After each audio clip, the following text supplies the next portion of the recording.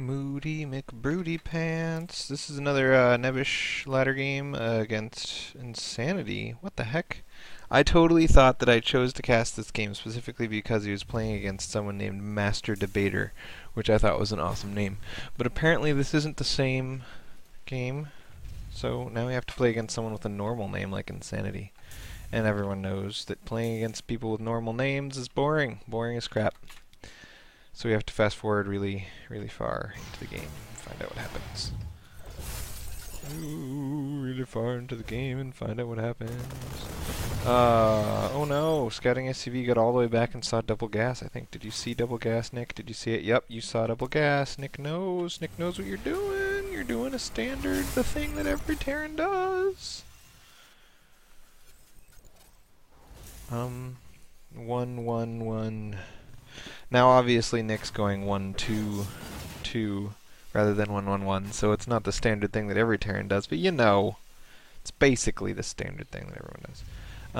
So Nick opens with these good old-fashioned blue flammers, while his opponent opens with double Hellion 4 Marines, which I think is actually pretty sexy. And because Blue Flame is not quite done yet, he's got a little window where he can push before Nick's Blue Flame finishes, but I think he kind of missed his window. Missed your window, buddy. Sorry, your window just got totally up and missed. So because Hellions are repairable, it kind of sucks to lose more than your opponent and then know that he's just going to repair all his crap. Bummer. Bummer. But you know, that was all of very little significance. They both just kind of broke even there. So here comes Mr. Banshee. Now, let's see what Nicky has to deal with Mr. Banshee. Basically nothing, but luckily there's a Viking popping right now. So Mr. Banshee's going to get a bunch of free kills. 9 free kills, 10 free kills, 11 free kills, and the Viking actually popped and went somewhere else and didn't kill the Banshee. So the Banshee got 14 kills. But unfortunately for Mr. Banshee Man, this happens sometimes. I tell you, Banshees very slowly do a lot of damage, and it's a lot of damage that they do, but they do it slowly. And Blue Flame Hellions very quickly do a lot of damage. So if you look at, oh man, this is units. There we go, 5 SCVs to 15. So Nick is pretty far ahead right now. But he still doesn't really have a ton of stuff to deal with Cloaked Banshees, right? Because he just dropped a mule. See these two mules? They're doing a little dance. Even though he knew that the man was getting Banshees, he didn't anticipate the researching of Cloak, I guess, and so he dropped mules. I do this all the time because dropping mules is like an instinct. You're looking at your minerals, you have your command center targeted, drop some mules. But luckily, with the turret in here, there's nothing a Banshee can really do. Even though you can't see it, I don't care if you slowly do a small amount of damage to a building. Like, how does that hurt me? It doesn't. It's totally fine. So it's 21 workers to 11, and Nick is just Mondo income superiority going on around here. Round here, Mondo. So our badass is coming back with 1 cloakable Banshee, 1 tank, and 2 Marines. And that's just a horrible, horrible plan, obviously. Naked tanks are not what you want to try to kill people with. So it looks like Nick has nothing building in any of his production facilities, which I find a little bit silly. But he did lose a lot of workers, so it's not like he's overflowing in cash. But seriously, build at least 1 thing of any type. Now that the Raven and triple Viking is out, he's totally fine against Banshees. But what are you going to do against 2 unsieged tanks?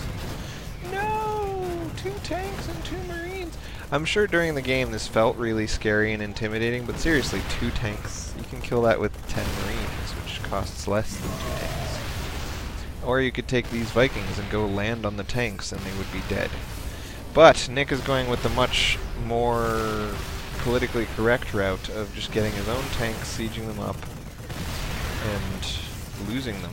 Then dropping... That was awesome. I loved that. He dropped an auto turret to soak up the tank blast while his Vikings killed the tanks. Honestly, though, he's had 3 Vikings since those tanks arrived, and he could have killed the tanks with the Vikings, and there's no need for it to be as dramatic as it totally seemed. Now Nick is still up 5 workers and has a bigger income. his army continues to be much bigger, and his spending on both tech and army is much bigger, meaning his, spending on what counts is much bigger. So Nick's basically way ahead.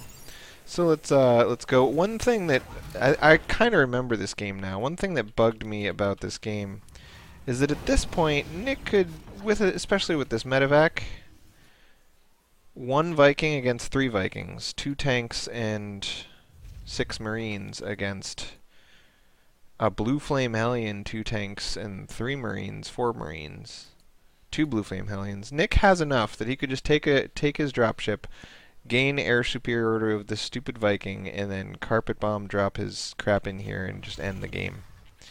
So, as you can see from the timer, this game goes on for another 8 or 9 minutes, and it doesn't have to. So Nick has a bigger income and a bigger army, and he's feeling contained, or not contained, but he's feeling intimidated by the fact that every time he looks at this guy, he seems to have something scary. And actually getting up to 4 tanks, if he gets 1 more tank, yep, 5 tanks. 5 tanks is a scary number of tanks, man. You put 5 tanks down and you can kill infinity Marines. So 5 tanks is quite scary. But you don't have to fight this right now. Alright, Nick's got unquestionable air superiority with a Raven and some Vikings. His opponent has a smaller Viking count and not enough starports to get air superiority back. And when you have air superiority against a guy who doesn't have a turret or any Marines near his tanks, what do you do with that? You kill off all his Marines. This is you use your blue flames, suicide in, kill off all the Marines, then you take your Banshees and go kill his everything. Go ahead, take your Banshees, go kill his everything. Go, kill his everything. Use your Banshees to kill his everything. So yeah, that's what I was remembering about this game, is that it just pained me to watch, because Nick was like, this was the most intense, closest game in the world, and it was rah, rah, rah.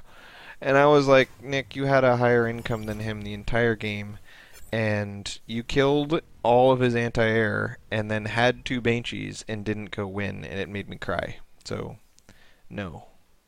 No, this was not the most intense game ever. You've lied to me.